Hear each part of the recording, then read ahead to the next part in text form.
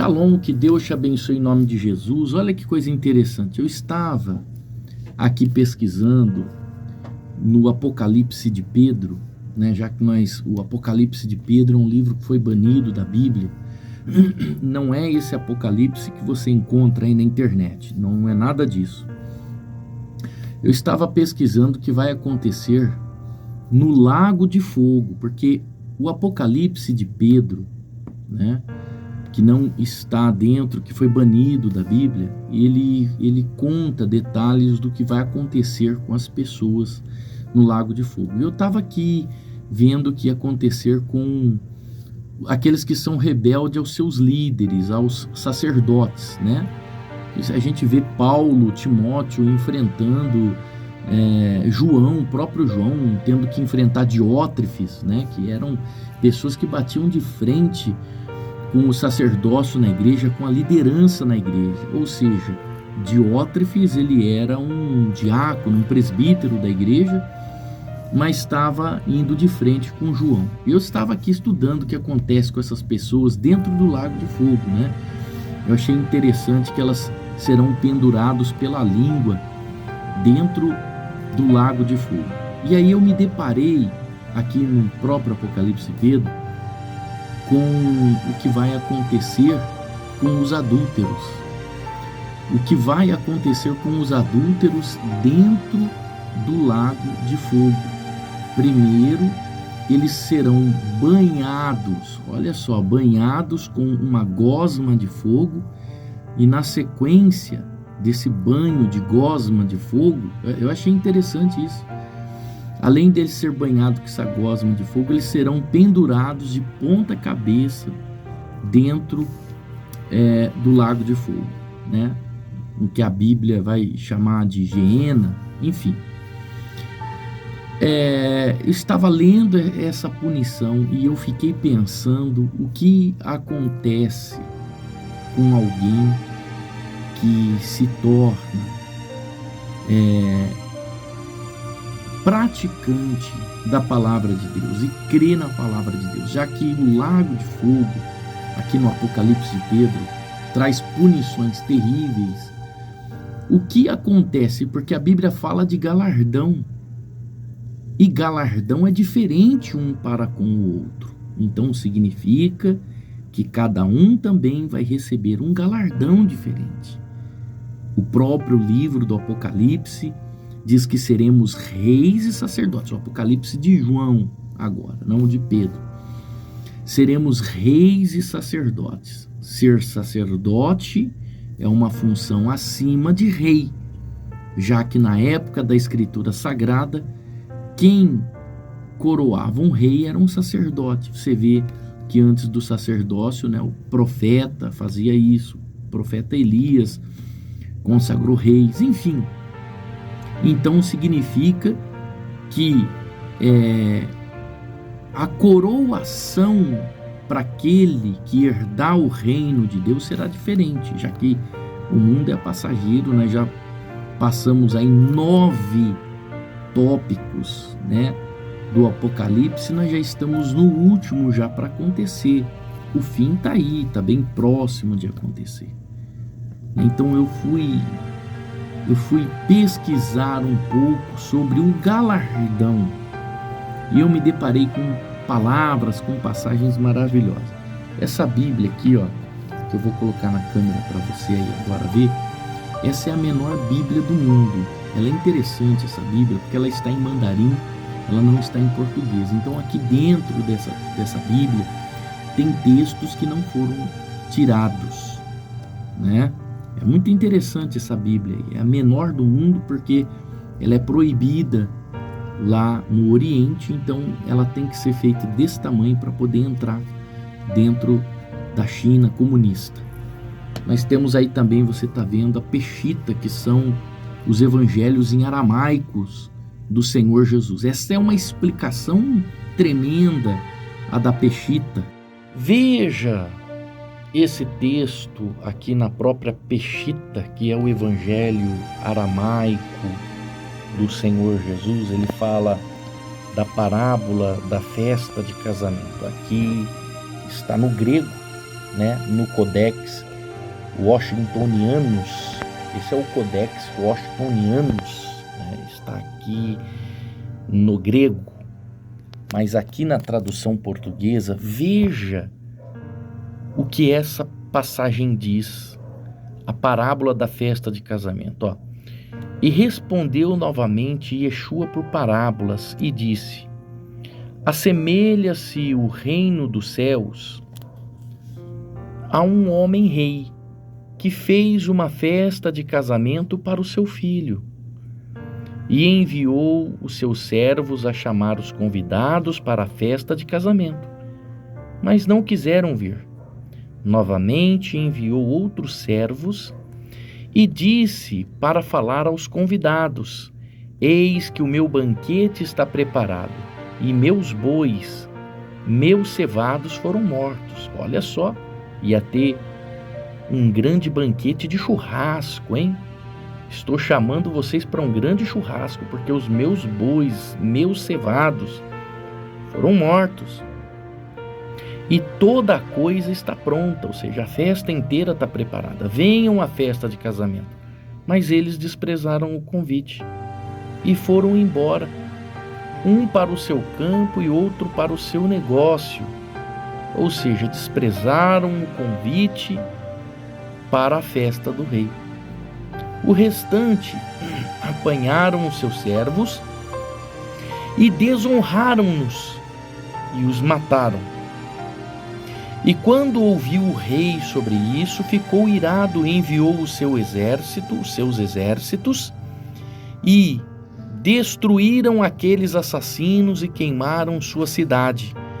Então disse aos seus servos: a festa de casamento está preparada, mas os que foram convidados não eram dignos.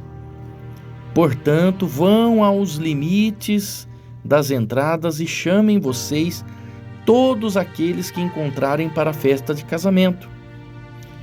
E partiram aqueles servos às entradas e reuniram todos os que encontraram, maus e bons. E a casa da festa de casamento ficou cheia de convidados. E entrou o rei para ver os convidados, e viu lá um homem que não estava vestido com roupas de festa.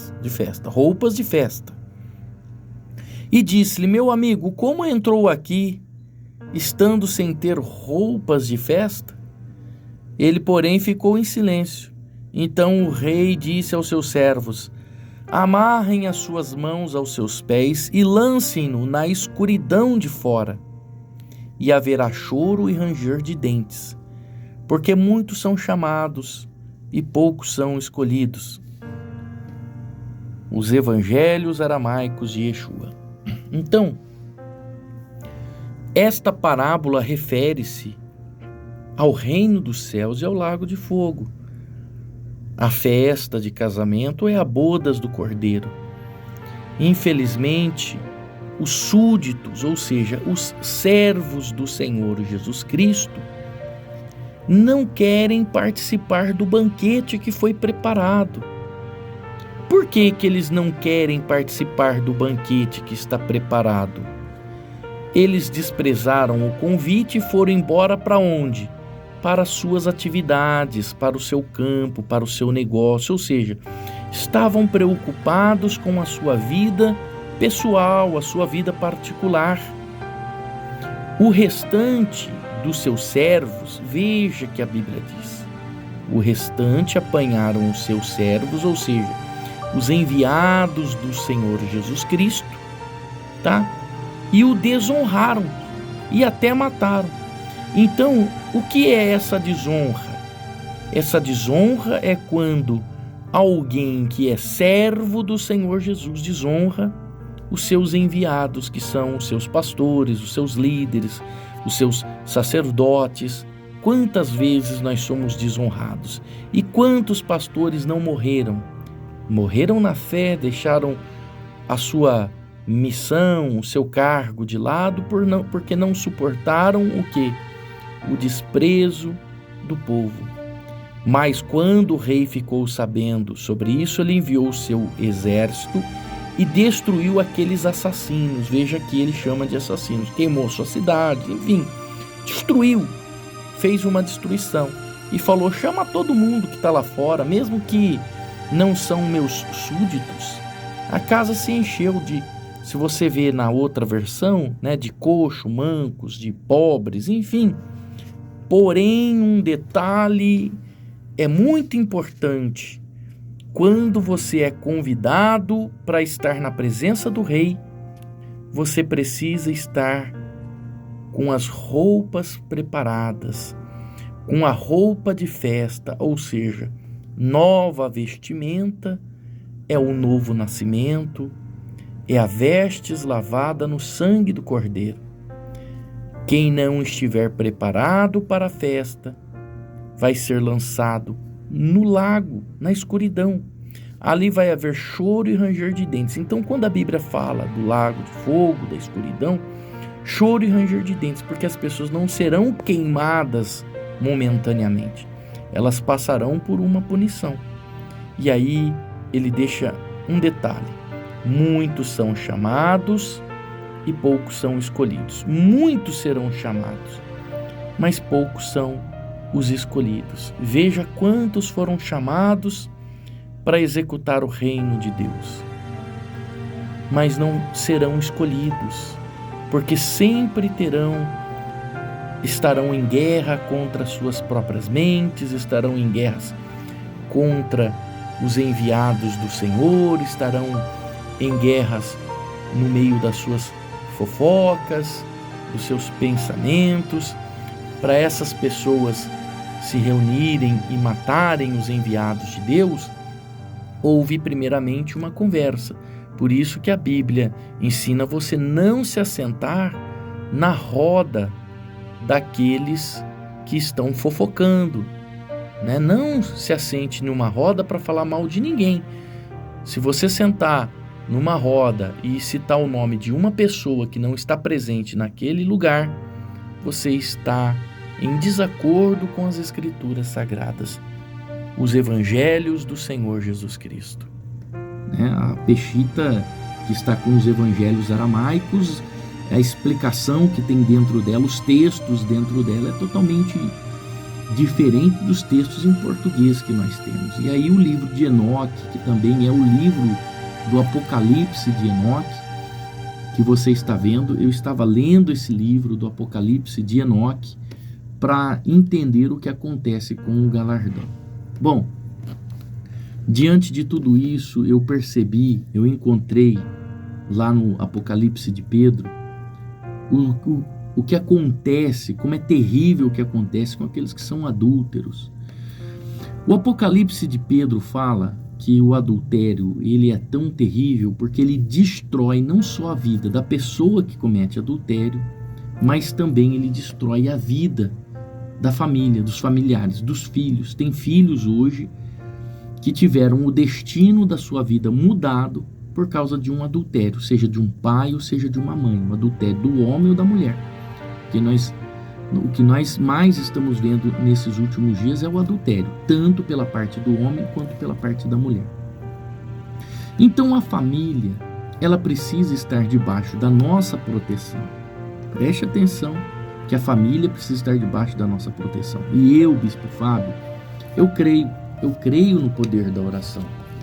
Eu creio tanto no poder da oração que eu creio que Deus, ele pode mudar a história de uma pessoa pela oração que ela faz. Deus mudou a história de pessoas que estavam em situações limítrofes por causa da oração de uma pessoa. Aí você pergunta: bispo, mas Deus pode mudar a minha família por causa da minha oração? O que a Bíblia diz? Olha o que diz esse texto. Preste atenção no que diz esse texto. No entanto, por amor a Davi, seu pai, não farei isso enquanto você viver. Eu o tirarei da mão do seu filho. Então veja o que é o amor de Deus por Davi, por uma pessoa que se comprometia a buscar a palavra de Deus. Então, Por amor a Davi, Deus não tirou o reinado de Salomão. Aqui mais à frente a gente encontra Jerusalém num caos. Quando Roboão assume, você vai ver que ele construiu altares, ele designou sacerdotes no meio do povo. Tudo isso é para a idolatria, né? Então, Israel e Jerusalém virou uma bagunça sem a direção de Deus, sem a direção daquele que buscava a Deus. Então, olha a importância de buscar a Deus, olha a importância de clamar a Deus. Você viu esse texto bíblico que está no livro de 1 Reis, capítulo 11? Esse texto que está no livro de 1 Reis, capítulo 11, está aí a resposta. Deus mudou uma punição que ia dar para Salomão por causa de Davi. Então Deus pode mudar a história dos seus filhos por causa de você. Tem pessoas que estão descrentes da palavra, que não acreditam que Deus pode mudar a vida de uma pessoa só pela oração dela. E eu acredito. Se você pegar o livro do profeta Daniel, você vai ver que o anjo está dizendo: olha, Daniel, Deus ouviu a sua oração desde o primeiro dia. Eu estou aqui. O texto começa assim: eu estou aqui por causa de você. Eu vim por causa de você. Diante de 3 milhões de judeus que estavam no período babilônico cativo, Deus veio por causa de uma pessoa que estava em oração. Então o que eu quero dizer para você é o seguinte: que eu creio no poder da oração e eu creio que Deus pode mudar o destino da sua família pelo seu clamor. Por isso, nesse domingo, dia 26, que é o último domingo de novembro de 2023, nós estamos fazendo um clamor pela família, a minha família no altar de Deus. Nós queremos ungir a sua casa, a sua família, através de você. Mas, bispo, como que a minha casa vai ser alcançada? Através de mim. A sua casa vai ser alcançada através de você pela sua oração. Traga algo que represente a sua família. Por exemplo, seu casamento. Traga o álbum de fotografia do seu casamento, por exemplo. Traga a sua aliança. Traga uma fotografia do seu cônjuge, dos seus filhos. Eu creio no poder da oração. Assim como esse texto diz que Deus não tirou o trono de Davi, o trono de Salomão, melhor dizendo, por amor a Davi. Deus não tirou o trono de Salomão por amor a Davi. Então, por amor a você, Deus vai alcançar a sua casa e alcançar a sua família.